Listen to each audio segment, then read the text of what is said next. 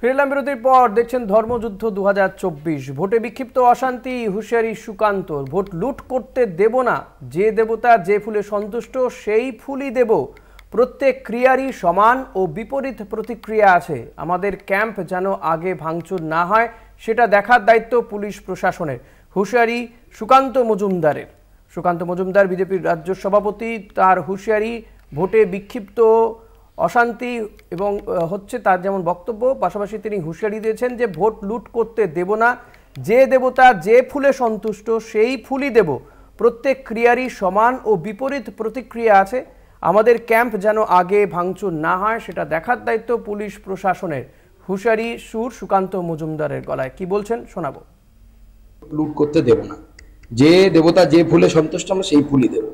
সকাল থেকে 8 কেন্দ্রে ভোট হচ্ছে, কিরকম সকাল থেকে কি খবর রয়েছে? এখনো পর্যন্ত বিক্ষিপ্ত ঘটনা ছাড়া মোটামুটি শান্তিপূর্ণ ভোট আছে। কয়েকটি জায়গায় ভোট লুট, আমাদের এজেন্টদেরকে বসতে না দেয়, এই ধরনের ঘটনা ঘটেছে।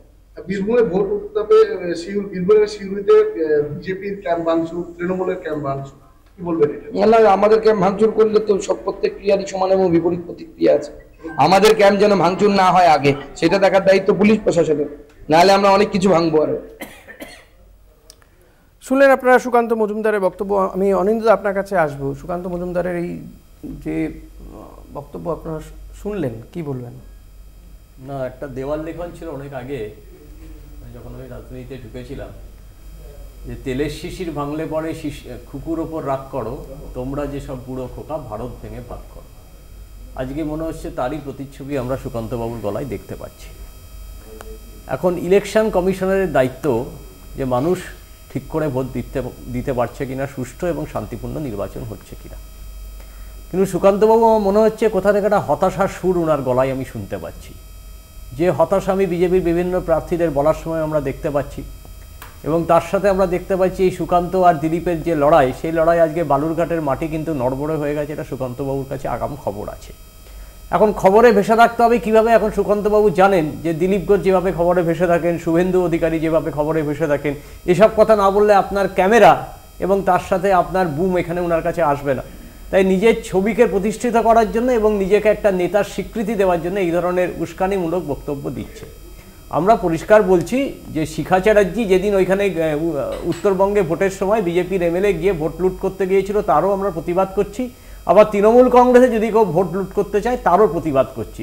সেন্ট্রাল ফোর্সকে পাঠানো হয়েছে গণতন্ত্রকে সুরক্ষিত করার জন্য, মানুষকে নিরাপত্তা দেওয়ার জন্য। নিশ্চয়ই এমন কোনো কাজ সেন্ট্রাল বাহিনী করবে না যেখানে বিজেপির কর্মীরা উৎসাহিত হয়, বা বিজেপির কর্মীদের এমন কোনো অক্সিজেন দেবে না সেন্ট্রাল বাহিনী যেখানে বিজেপির কর্মীরা তারা নিজের মতো করে ভোট লুট করতে চায়।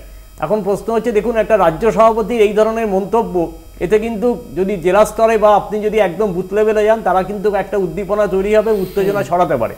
তো আমি আশা করব এই ধরনের মন্তব্য থেকে বিরত হোক, কারণ সুকান্তবাবুর মুশকিল হচ্ছে পায়ের তলায় মাটি সরে যাচ্ছে বলে এখন প্রেসিডেন্ট থাকবে কিনা সেটাও আমার সন্দেহ হচ্ছে, এবং বালুরঘাটে হারার পর উনি পঞ্চায়েতে হয়তো দাঁড়াতে পারেন। তাই এই ধরনের হতাশাব্যঞ্জক মন্তব্য করেছেন। সুদীপে কি মনে হয় যে এই ধরনের মন্তব্য যখন একটি দলের রাজ্য সভাপতির কাছ থেকে আসে?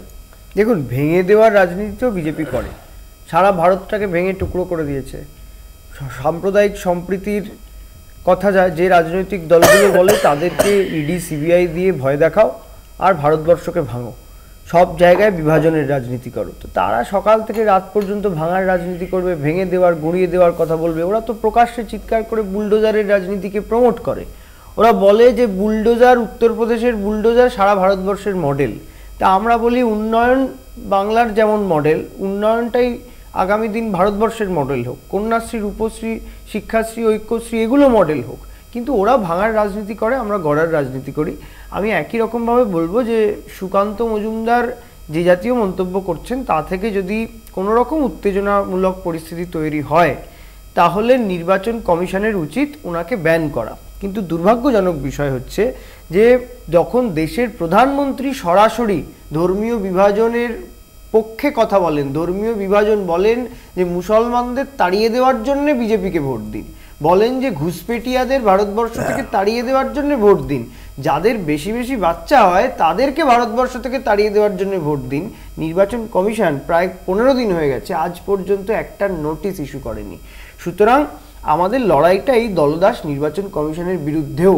হ্যাঁ, আমরা প্রতিবাদ জানাচ্ছি, আমরা বলছি, দৃষ্টি আকর্ষণ করছি, প্রয়োজনে আমরা দরকার হয় আপনাদের কলকাতা টিভির এই ফুটেজ নিয়ে দলের পক্ষ থেকে নির্বাচন কমিশনের কাছে এটা জানাবো যে সেন্সর করা হোক সুকান্ত মজুমদার। আমি আসবো সুপ্রিয়, আপনি কি বলবেন যে রাজ্য সভাপতি এই ধরনের মন্তব্য করছেন, এখনো পর্যন্ত তো নির্বাচন শান্তিপূর্ণই হচ্ছে, কোথাও গিয়ে কি হিংসা একটা উস্কানি নয় এই ধরনের মন্তব্য যদি করেন তিনি? কোন পরিপ্রেক্ষিতে উনি এই মন্তব্য করেছেন সেটা আগে দেখার দরকার। আমার মনে হয় সবাই সবার মতো বলবেন নিজের দলের পক্ষ থেকে, এটা ঠিক, কিন্তু যে পরিস্থিতিতে উনি বললেন কথাটা, যদি আপনাদের প্রতিবেদন ঠিক হয় সেটা অনুযায়ী আমাদের ক্যাম্প অফিস ভেঙেছেন, আমাদের ক্যাম্প অফিস ভেঙেছেন, আমাদের ক্যাম্প অফিস যারা ভেঙেছে তাদেরকে দেখার কাজটা পুলিশ প্রশাসন এবং ইলেকশন কমিশনে, সেটাও তিনি বলেছেন।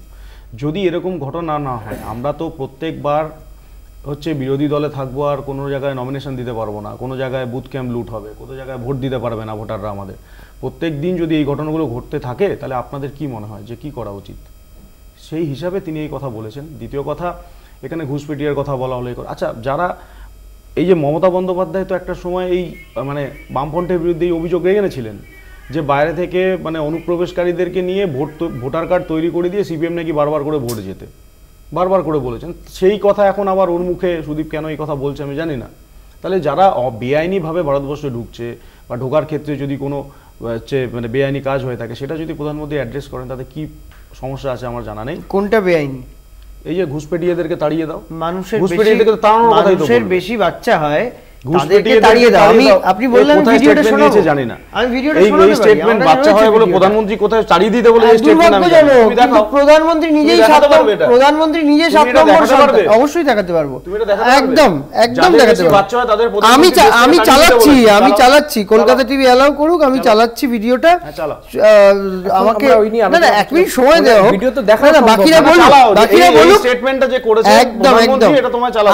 একদম আমি চালাবো। এবং আপনাকে তাহলে বিজেপির প্রতিনিধি হিসেবে, এবং বিজেপির প্রতিনিধির থেকেও বড় কথা হচ্ছে আপনি যে বাংলায় বড় হয়েছেন ছোটবেলা থেকে, আমরা ডান দিকের পাতায় রবীন্দ্রনাথ, বাদিকের পাতায় কাজী নজরুল ইসলাম পড়ে আপনারা এরকম আপনারা নিন্দা করেন। আমার আপনার কাছে রিকোয়েস্ট থাকবে, এরকম যদি মোবাইল আপনাকে মোবাইলে কিছু চালাতে দেওয়া হলে বাকিদেরও তখন নানান রকম দিক না, সেটা সম্ভব না। উনি এটা চ্যালেঞ্জ করছেন, উনি বলছেন আপনি পরে